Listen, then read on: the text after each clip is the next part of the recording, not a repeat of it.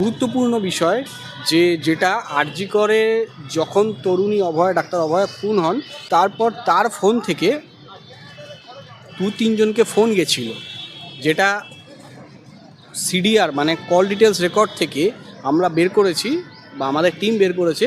তার কাছে তার ফোন থেকে কয়েকজনের কাছে ফোন গেছিল, পরে সেই ফোনটাকে ডিস্ট্রয় করে দেওয়া হয়, বাট ডেটাটা রিকভার হয়ে যায়। সিসিটিভি ফুটেজে যেগুলো দেখা গেছে, আমি এই মুহূর্তে তদন্তের সাথে সেগুলো বাইরে বলছি না বা পাবলিক ডোমেনে এই মুহূর্তে আনতে চাইছি না, কারণ যেহেতু ওটা বিচারপতির কাছে খামবন্ধ অবস্থায় জমা পড়েছে, তার একটা কনফিডেন্সিয়ালিটি আছে বলে আমি সেটা পাবলিক ডোমেনে আনছি না। ডেটাটা রিকভারের রিপোর্টের ওপর বেস করেই আমরা বলছি যে তার ফোন থেকে কাউকে ফোন করা হয়েছে এবং একাধিক হোয়াটসঅ্যাপ গ্রুপ, যে ডাক্তারদের হোয়াটসঅ্যাপ গ্রুপ থাকে, সেই ডাক্তারদের হোয়াটসঅ্যাপ গ্রুপ থেকে তাকে এক্সিট করা হয়েছিল।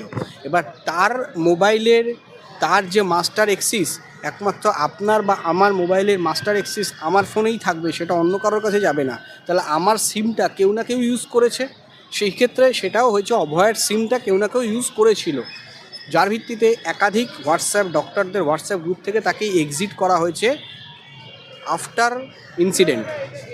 যেটা করেছি সেটা খামবন্ধ অবস্থায় অনির্বাণ দাস, ম্যাজিস্ট্রেট অনির্বাণ দাসের এজলাসে আমরা প্লেস করেছি, এবং প্লেস করার ভিত্তিতে ম্যাজিস্ট্রেট অনির্বাণ দাস বলেছেন যে এটা আমরা দেখে তারপর অভয়ের বাবা মাকে বা তার আইনজীবীকে বলবেন।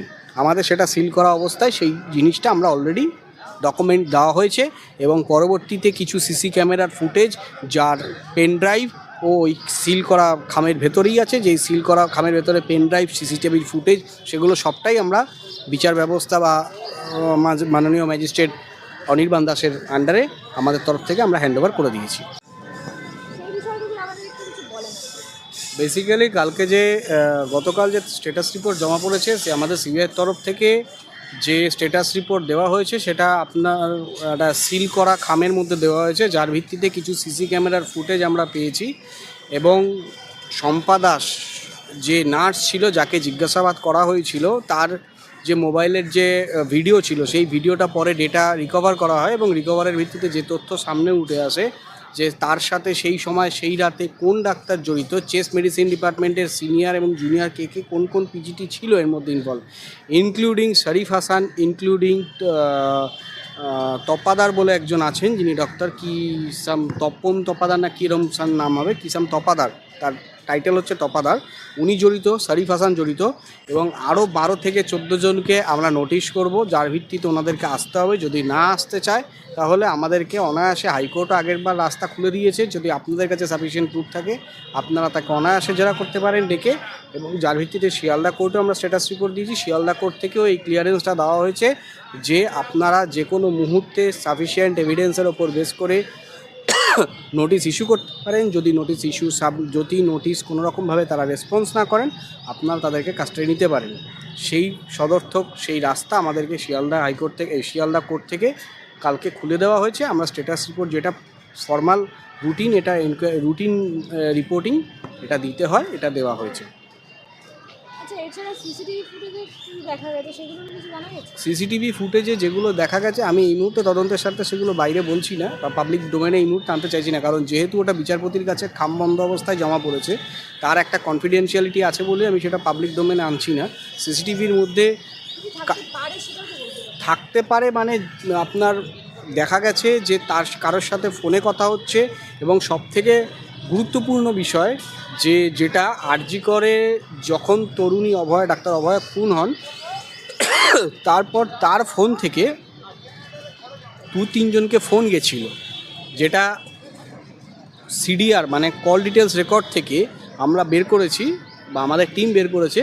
তার কাছে তার ফোন থেকে কয়েকজনের কাছে ফোন গেছিল, পরে সেই ফোনটাকে ডিস্ট্রয় করে দেওয়া হয়, বাট ডেটাটা রিকভার হয়ে যায়। ডেটাটা রিকভারের রিপোর্টের ওপর বেস করেই আমরা বলছি যে তার ফোন থেকে কাউকে ফোন করা হয়েছে, এবং একাধিক হোয়াটসঅ্যাপ গ্রুপ, যে ডাক্তারদের হোয়াটসঅ্যাপ গ্রুপ থাকে, সেই ডাক্তারদের হোয়াটসঅ্যাপ গ্রুপ থেকে তাকে এক্সিট করা হয়েছিল। এবার তার মোবাইলের তার যে মাস্টার অ্যাক্সেস একমাত্র আপনার বা আমার মোবাইলের মাস্টার অ্যাক্সেস আমার ফোনেই থাকবে, সেটা অন্য কারোর কাছে যাবে না। তাহলে আমার সিমটা কেউ না কেউ ইউজ করেছে, সেই ক্ষেত্রে সেটাও হয়েছে অভয়ের সিমটা কেউ না কেউ ইউজ করেছিল, যার ভিত্তিতে একাধিক ডক্টরদের হোয়াটসঅ্যাপ গ্রুপ থেকে তাকে এক্সিট করা হয়েছে আফটার ইনসিডেন্ট। আচ্ছা, আপনি বলছেন যে কল বা মেসেজ করা হয়েছে কিন্তু কাজে, মানে এরা কি অভিযুক্ত? এরা সবাই অভিযুক্ত এবং মোস্ট অফ চেস্ট মেডিসিন ডিপার্টমেন্টের সিনিয়র এবং জুনিয়র পিজিটি আমাদের ধারণা যে এই জিনিসটা ঘটানোর পর কি করতে হবে, ঘটানোর পর কি করা উচিত, বা তার একটা হয়তো সলা পরামর্শ করার জন্য নিজেদের ফোন থেকে না করে অভয়ার ফোন থেকে এই টোটাল কনভারসেশনটা চালিয়েছে। সেই সময় ক্রাইম স্পটে যারা ছিলেন তারা, এই ঘটনার মধ্যে যারা জড়িত ছিলেন সেই মুহূর্তে তারা হয়তো ফোন করে তাদের ফোনটা ইউজ না করে, বা তাদের ফোন হয়তো অন্য লোকেশনে রেখে দিয়েছিল, ওই অভয়ার ফোনটা থেকে সেই ফোনগুলো বা মেসেজিংগুলো করা হয়েছে এবং সেই ফোনগুলো করে তাদেরকে কল মানে ডাকা হয়েছে বা তাদের সাথে সরা পরামর্শ করা হয়েছে। আচ্ছা, অভয়ের যে ফোনটা, তারপর মানে কি হয়েছে ফোনটার কি হবে? সেই ফোনটা তো এখন পর্যন্ত আমাদের কাছে আমরা পাইনি, প্রথম কথা। আর তার ফোনের যে নাম্বার, যে সিম নাম্বার, সেই সিম নাম্বার ধরে যখন আমরা ডেটা রিকভার করেছি, যাও ফোনটা পাওয়া গেছে মানে সেটা ভগ্নাবশেষ। সেই ফোনটার আপনার সিমের যে সিডিআর সেটা বের করা হয়েছে এবং তার ভিত্তিতেই সেই রিপোর্ট প্লেস করা হয়েছে মাননীয় জাস্টিস অনির্বাণ দাসের এজলাসে কালকে। আচ্ছা, এই ফোনটা কোথায় পাওয়া গেছিল সেদিন, এই মানে যে ঘটনাস্থল যেখানে ঘটেছিল ঘটনাটা? দেখুন, ঘটনাস্থলে পাওয়া গেছিল কিনা সেটা আমাদের ধারণার বাইরে। কেন ধারণার বাইরে? শুরুতে সিবিআই এখানে মুভ করেনি, শুরুতে মুভ করেছিল কলকাতা পুলিশ, এবং কলকাতা পুলিশ আমাদের কাছে যে প্রমাণগুলো হ্যান্ডওভার করেছিল, যে ডকুমেন্টগুলো হ্যান্ডওভার করেছিল, বা সিজার লিস্টে যে সিজিং মানে এভিডেন্স হিসেবে যেই জিনিসগুলো হ্যান্ডওভার করেছিল, তার ভিত্তিতে আমাদের ফোনের ভগ্নাবশেষ, অভয়ার ফোনের ভগ্নাবশেষ পেয়েছি। এবং কিছু জামা কাপড় না, কিছু ক্লথ পাওয়া গেছে, আপনার চাদর পাওয়া গেছে, যদিও বা সেই চাদরটা চেঞ্জেবল, মানে সেই সময় যে কম্বল একটা ছিল, যে লাল কম্বলটা, সেই লাল কম্বলটা আজকের তারিখেও আমরা পাইনি, সিবিআইয়ের হাতে হ্যান্ডওভার হয়নি।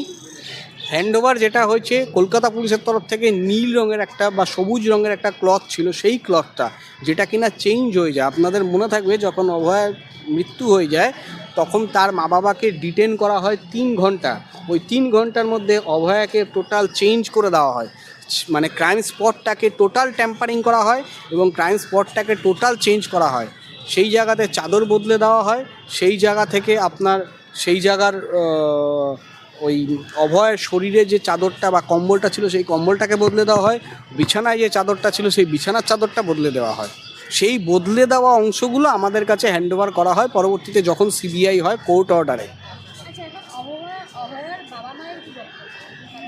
দেখুন, অভয়ের বাবা মায়ের তার তরফ থেকে যে আইনজীবী ছিলেন, তিনি আইনজীবী কিছু প্রশ্ন করেছেন, সেই প্রশ্নের উত্তর আমরা দিয়েছি এবং বাকি যে স্ট্যাটাস, সেই স্ট্যাটাস আমাদের আপডেট যেটা করেছি সেটা খামবন্ধ অবস্থায় অনির্বাণ দাস, জাস্টিস ম্যাজিস্ট্রেট অনির্বাণ দাসের এজলাসে আমরা প্লেস করেছি এবং প্লেস করার ভিত্তিতে ম্যাজিস্ট্রেট অনির্বাণ দাস বলেছেন যে এটা আমরা দেখে তারপর অভয়ের বাবা মাকে বা তার আইনজীবীকে বলবেন।